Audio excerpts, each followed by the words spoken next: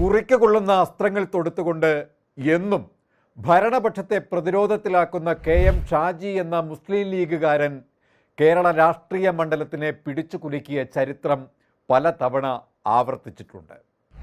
അദ്ദേഹത്തിൻ്റെ വാഗ്ധോരണിയിൽ കൊരുത്ത മൂർച്ചയേറിയ വാക്ചരങ്ങളാൽ മുറിവേറ്റു പിടഞ്ഞ അതിശക്തരായ രാഷ്ട്രീയ അധികായന്മാർ നിരവധിയാണ്. അതുകൊണ്ട് തന്നെ KM ഷാജിയെ എന്നും പേടിയോടെ മാത്രമേ സാക്ഷാൽ പിണറായി പോലും കണ്ടിട്ടുള്ളൂ. കുറെ വിടുവായന്മാരായ മന്ത്രിമാര് നിങ്ങള് ഇപ്പൊ ഈ ആരോഗ്യമന്ത്രി 3 മാസം മുമ്പ് പറഞ്ഞെന്താ ഞങ്ങള് അംഗൻവാടിയിലെ കുട്ടികൾക്ക് ഇനി മുതൽ ബിരിയാണി കൊടുക്കും. 3 മാസം മുമ്പ് കേരളത്തിലെ പത്രങ്ങൾ ആഘോഷിച്ച വാർത്തയാണ്. നിങ്ങൾക്ക് സ്ഥിതി അറിയോ? അംഗൻവാടിയിൽ ഒരു കുട്ടിക്ക് ഒരു ദിവസത്തെ ഭക്ഷണത്തിന് കൊടുക്കുന്ന പൈസ എത്ര അറിയാം നിങ്ങൾക്ക്? നിങ്ങൾ ചിരിക്കരുത്, 5 റുപ്യാണ്. 5 റുപ്യാണ്. 10 കുട്ടികൾ ഉണ്ടെങ്കിൽ 50 റുപ്യ. 3 നേരത്തെ ഭക്ഷണം കൊടുക്കണം. രാവിലെ ഇഡ്ഡലിയും സാമ്പാറും, ഉച്ചക്ക് സാമ്പാറും തോരനും, വൈകുന്നേരം ചായയും കടിയും. 5 റുപ്യക്ക് ഒരാൾക്ക്. എന്റെ സഖാക്കളെ, മാർക്കറ്റിൽ തേങ്ങയുടെ വില 50 റുപ്യാണ്. 1 കിലോ തക്കാളിക്ക് ഞാൻ വരുമ്പോൾ അറിയാൻ വേണ്ടി ചോദിച്ചു, 28 റുപ്യാണ് 1 കിലോ തക്കാളിക്ക്. പിന്നെ എങ്ങനെയാ 5 രൂപക്ക് 3 നേരം ഭക്ഷണം കൊടുക്കുക ഒരു കുട്ടിക്ക്? തൊടുത്തുവിട്ട അമ്പിനേക്കാൾ 10,000 മടങ്ങാണ് KM ഷാജിയുടെ വാക്കിലൂടെ സമൂഹത്തിൽ തറയ്ക്കുന്നത്. സർക്കാരിൻ്റെ ധൂർത്തിനും സർക്കാരിൻ്റെ അഴിമതിക്കും പിണറായി വിജയൻ്റെയും LDF നേതാക്കന്മാരുടെ ന്യൂനപക്ഷ അവഹേളനത്തിനും കൃത്യമായി പറഞ്ഞാൽ മുസ്ലിം സമുദായത്തിനെ ലക്ഷ്യം വെച്ചുകൊണ്ട് നടത്തിയ പ്രസ്താവനകൾക്കും ഉരുളയ്ക്കുപ്പേരി പോലെ മറുപടിയുമായി കടന്നാക്രമിച്ചതുമൊക്കെ KM ഷാജിയുടെ രാഷ്ട്രീയ വഴികളിൽ ചിലത് മാത്രമാണ്. വിവാദങ്ങളുടെ തോഴനായി അറിയപ്പെടുന്ന അദ്ദേഹം പക്ഷേ വിവാദങ്ങൾക്കപ്പുറം ശക്തനായ ഒരു രാഷ്ട്രീയക്കാരൻ എന്ന നിലയിൽ വിവാദങ്ങളെയൊക്കെ തൻ്റെ രാഷ്ട്രീയ വളർച്ചയുടെ വളമാക്കി മാറ്റിയ ഒരു രാഷ്ട്രീയ നേതാവ് എന്ന അദ്ദേഹത്തിൻ്റെ മികവ് എടുത്തു പറയേണ്ടത് തന്നെയാണ്. സ്കൂൾ പഠനകാലത്ത് തന്നെ നേതൃപാടവത്തിൻ്റെ മിടുക്ക് കാണിച്ചുകൊണ്ട് രാഷ്ട്രീയ പ്രവർത്തനത്തിൻ്റെ ആദ്യ പാഠങ്ങൾക്ക് തുടക്കം കുറിച്ചു. കോഴിക്കോട് ഇസ്ലാഹിയ ചേന്നമംഗളൂർ കോളേജിൽ പഠനത്തിന് ശേഷം 92-94 ബാംഗ്ലൂർ യൂണിവേഴ്സിറ്റിയിലെ അൽ അമീൻ കോളേജിൽ നിന്ന് BBA എടുത്തു. കാലിക്കറ്റ് യൂണിവേഴ്സിറ്റി കാലത്ത് യൂണിയൻ ചെയർമാനായി. വയനാട് കണിയാമ്പറ്റ ഗ്രാമപഞ്ചായത്ത് വൈസ് പ്രസിഡന്റും പിന്നീട് പ്രസിഡന്റുമായി. സംസ്ഥാന യൂത്ത് ലീഗിൻ്റെ സെക്രട്ടറിയും പ്രസിഡന്റുമായിരുന്നു. ജനനം കൊണ്ട് വയനാട്ടുകാരനായ KM ഷാജിയുടെ പ്രവർത്തന മേഖല ഒരിടത്തിൽ മാത്രം ഒതുങ്ങുന്നതല്ല. അതുകൊണ്ട് തന്നെ ലീഗിന് KM ഷാജി എന്നും തിരഞ്ഞെടുപ്പിൽ ശക്തനായ ഒരു പോരാളി തന്നെയാണ്. എതിർ സ്ഥാനാർത്ഥി ആരാണെങ്കിലും അതിശക്തമായ പോരാട്ടങ്ങൾ KM ഷാജി നിന്ന മണ്ഡലങ്ങളിൽ നടന്നിട്ടുണ്ട്. 2026 പൊതു തിരഞ്ഞെടുപ്പിൽ കൊല്ലത്തെ ഇരവിപുരത്ത് നിന്നും മത്സരിച്ചു എങ്കിലും തോൽക്കുകയായിരുന്നു. ആ തോൽവിക്ക് പോലും കാരണം ഷാജി തന്നെ രസകരമായി വിമർശിച്ചുകൊണ്ട് ഒരു കഥ പറഞ്ഞിട്ടുണ്ട്. അതിങ്ങനെയാണ്: വളരെ അപ്രതീക്ഷിതമായിട്ടാണ് ലീഗ് നേതൃത്വം ഷാജിയെ കൊല്ലം ജില്ലയിലെ ഇരവിപുരം മണ്ഡലത്തിലേക്ക് പറഞ്ഞു വിട്ടത്. ഊർജ്ജസ്വലതയോടുകൂടി ഷാജി അവിടെ എത്തുകയും ചെയ്തു. അവിടെ എത്തിയ KM ഷാജി സന്തുഷ്ടനായിരുന്നു. വോട്ടർ പട്ടിക പരിശോധിച്ചപ്പോൾ അതിൽ മൊത്തം സുലേഖമാരും ജമീലമാരും. ഷാജി വന്നതിനേക്കാൾ ഊർജ്ജസ്വലനായി ഓടി നടന്നു മണ്ഡലത്തിൽ.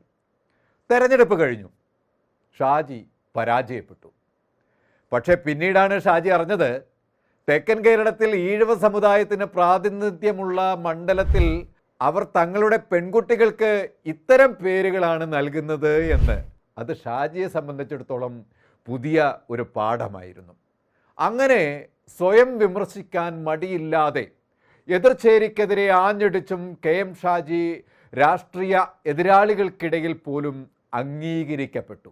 ഞങ്ങൾ പറയുന്നത് ഒരു ഗവൺമെന്റ് എന്നതിലേക്ക് നിങ്ങൾക്ക് ഭരിച്ചു കൊണ്ടുപോകാൻ കഴിയാതെ പോകുന്നത് നിങ്ങളുടെ കാഴ്ചപ്പാടുകളുടെ പ്രശ്നമാണ്. ഇത് തന്നെയാണ് നരേന്ദ്രമോദിയുടെ, ഇത് തന്നെയാണ് നെതന്യാഹുവിന്റെ. നിങ്ങൾ വിചാരിക്കും വെറുതെ ഇങ്ങനെ പറയാണ്. വിഷൻ അല്ല, പക. അതുണ്ടായാൽ ഒരാൾക്കും ഭരിക്കാനാവില്ല. വിഷണറി ഇല്ലാത്ത ഒരു ഭരണകൂടം ഉണ്ടാക്കുന്ന പ്രശ്നങ്ങളാണ് ഈ രാജ്യത്തിലെ മനുഷ്യർ അഭിമുഖീകരിക്കുന്ന പ്രശ്നം. മനുഷ്യരുടെ കൂടെ നിൽക്കാനാവുക എന്നതാണ്. 2011 അഴീക്കോട് നിന്ന് മത്സരിക്കുകയും CPM-നോട് അവിടെ വിജയിക്കുകയും ചെയ്തു. 2016-ലും അഴീക്കോട് നിന്ന് മത്സരിച്ച് വിജയിച്ചു.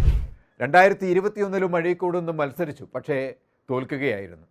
ഏത് തോൽവിയിലും ജയത്തിലും KM ഷാജി എന്ന രാഷ്ട്രീയക്കാരൻ ഉലയിൽ ആട്ടിയെടുത്ത കാരിരുമ്പായി മാറുകയായിരുന്നു.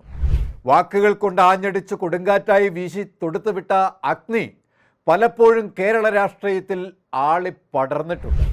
ആ അഗ്നിയിൽപ്പെട്ട് ഭരണപക്ഷം നിൽക്കക്കള്ളിയില്ലാതെ എരിപിരി കൊണ്ട് ത്രിശങ്കുവിലും ആയിട്ടുണ്ട്.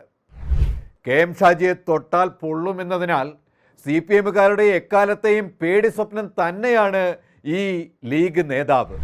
CPM-ന്റെ കൊലപാതക രാഷ്ട്രീയത്തിനെതിരെ അദ്ദേഹം നടത്തിയ എണ്ണമറ്റ പ്രസംഗങ്ങൾ, TP വധത്തിൽ നിയമസഭയിൽ അദ്ദേഹം നടത്തിയ പ്രസംഗം, TPയുടെ ഭാര്യ രമയുടെ വാക്കുകൾ കടമെടുത്ത് പിണറായിയുടെ മുഖത്ത് നോക്കി KM ഷാജി പറഞ്ഞു, കൊന്നു തിന്നിട്ടും നിങ്ങൾക്ക് മതിയാവുന്നില്ലേ എന്ന ആ കരച്ചിലുണ്ട്. സുഹൈബിൻ്റെയും ഷുക്കൂറിൻ്റെയും അടക്കമുള്ള ഉമ്മമാരുടെ രോധനവും അദ്ദേഹം പറഞ്ഞു നടത്തിയ പ്രസംഗം, രാഹുൽ ഗാന്ധി മോദിക്കെതിരെ നടത്തുന്ന നിരന്തര സമരത്തിന് ഐക്യദാർഢ്യം പ്രഖ്യാപിച്ചുകൊണ്ട് ഈ കഴിഞ്ഞ ദിവസം മോദിക്കെതിരെ നടത്തിയ തീപാറുന്ന പ്രസംഗം, ഗുജറാത്തിലെ തെരഞ്ഞെടുപ്പ് കഴിയുമ്പോ ആ മനുഷ്യൻ കഴിഞ്ഞ തെരഞ്ഞെടുപ്പ് കഴിയുമ്പോ പറയുന്നത് ഇവിടെ കള്ളത്തരമുണ്ട്, അതും പറഞ്ഞ് അയാൾ പോയി എന്നാണ് നമ്മൾ വിചാരിച്ചത്. ദിവസവും ഈ വിഷയത്തിന്റെ പിറകിൽ ആ മനുഷ്യനുണ്ടായിരുന്നു. എല്ലാവരും പോയി, പക്ഷെ അയാൾ പോയില്ല. ആ മനുഷ്യൻ അതിന്റെ വസ്തുതകളെ ചികഞ്ഞെടുത്ത് ഞാൻ പറഞ്ഞത് എന്താണോ എന്ന് ഇന്നലെ അക്കമിട്ട് ലോകത്തിന്റെ മുമ്പിൽ അയാൾ പറഞ്ഞു വെച്ചു. നിങ്ങൾ ഓർത്തു നോക്കേണ്ട മറ്റൊരു കാര്യമുണ്ട് സ്നേഹമുള്ളവരെ. അത് പറയുമ്പോ അയാൾ പതറുകയല്ല, അഭിമാനിക്കുന്നു. ഇന്ത്യ മുന്നണിയുടെ ഒരു ഭാഗം എന്ന നിലയ്ക്ക് എല്ലാ വിയോജിപ്പുകളും ഒരു കോൺഗ്രസ് പാർട്ടിയോട് ഉയർത്തപ്പെടും. ആ കോൺഗ്രസ് പാർട്ടി സമീപകാല ഇന്ത്യൻ രാഷ്ട്രീയത്തിൽ ഉയർത്തുന്ന നിലപാടുകളെ ഞങ്ങൾ അഹമഹിമികയാ പിന്തുണക്കുകയും അവരുടെ പോരാട്ടങ്ങളുടെ കൂടെ ഞങ്ങൾ എല്ലാവരും ഉണ്ടാവുമെന്ന് ഉറക്കെ പ്രഖ്യാപിക്കുകയും ചെയ്യുകയാണ്. കാരണം അദ്ദേഹം നടത്തിയ പോരാട്ടം അത്രമേൽ വലുതാ. രാഷ്ട്രീയത്തിൽ കാണിക്കേണ്ട മര്യാദ ഏത് ശത്രുവിനോടും പെരുമാറുമ്പോൾ ഞാൻ ഭരണാധികാരിയാണെന്ന ബോധ്യമുയർത്തി, ഞാൻ നേതാവാണെന്ന ബോധ്യമുയർത്തി അവരോട് മാന്യമായി പെരുമാറാൻ കഴിയുന്ന രീതിയാണ്.